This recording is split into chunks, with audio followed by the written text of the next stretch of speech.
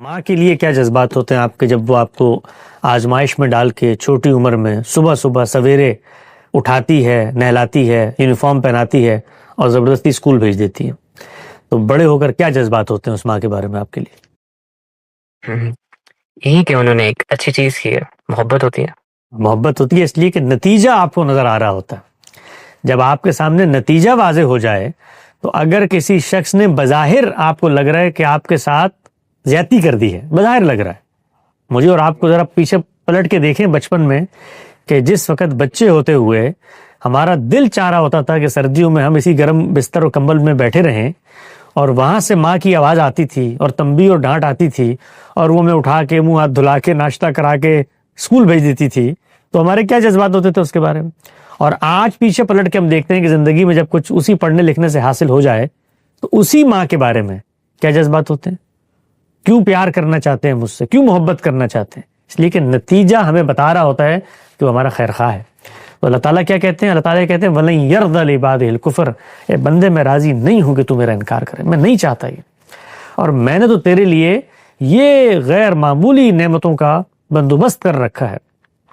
تو یہ رنگ رنگی تجھے دنیا میں دی، یہ آزادی تجھے دنیا میں نے دی، اور رستے تیرے سامنے کھول دی، اور یہ بھی بتا دیا تیری فطرت میں پیوست کر کے کہ حقیقت کیا ہے، نیکی کیا ہے، بدی کیا ہے۔ اچھا یہ بھی کم تھا نا، تو پہلا فرد جس کو میں نے دنیا میں بھیجا اس کو بھی پیغمبر بنا دیا، اور ایک لمحے کے لیے دنیا میں پیغمبروں کی دعوت کو ادھر سے ادھر نہیں ہونے دیا، اور تم لوگ پیدا ہوئے ہو تو تاریخ کے اس دور میں جہاں پر میں روز تم سے گفتگو کرتا ہوں قرآن مجید کی صورت میں۔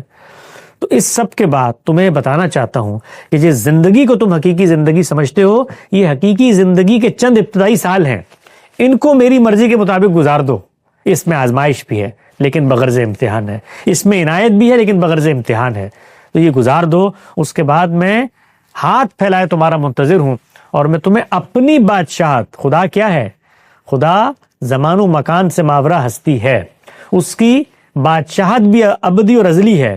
اس ابدی بادشاہت میں ایک حصہ اپنے ان نیک بندوں کو بھی دے دوں گا کہ جن کو نہ ماضی کا کوئی پچھتاوا ہوگا نہ مستقبل کا اندیشہ،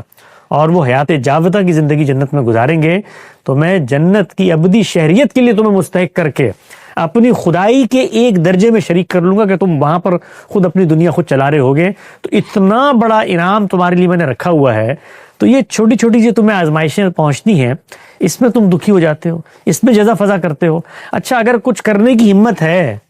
کچھ اور تمہارے سامنے رستہ ہے، اب آپ دیکھیے وہ پہلو جو قرآن مجید میں اس پس منظر میں آتا ہے، اچھا کچھ اور کر سکتے تو لگاؤ نا سیڑھیاں آسمان پر اور جاؤ اور نکال کے لے آؤ جو تم حل کر سکتے ہو، تو دو نا موت شکست کو، تو پھر میں دیکھتا ہوں کہ میرے علاوہ بھی کوئی ہے۔ تو یہ وہ پہلو ہے جس سے خدا ہر سطح پر آپ کو متوجہ کرتا ہے، کہیں رحمت، شفقت، کہیں نتیجہ دکھا کر، کہیں ڈرا کر کہ اچھا لگانا ہے ہاتھ بجلی کے کھمبے کو تو پھر لگا کر دیکھو تمہارے ساتھ انجام کیا ہوگا، دیکھ لو ہم تمہیں بشارت سناتے ہیں کہ تم خس و خاشاک کی طرح بکھر جاؤ گے یہاں پر۔ تو اس پس منظر میں جب آپ خدا کو ایک زندہ ہستی کے طور پہ دیکھتے ہیں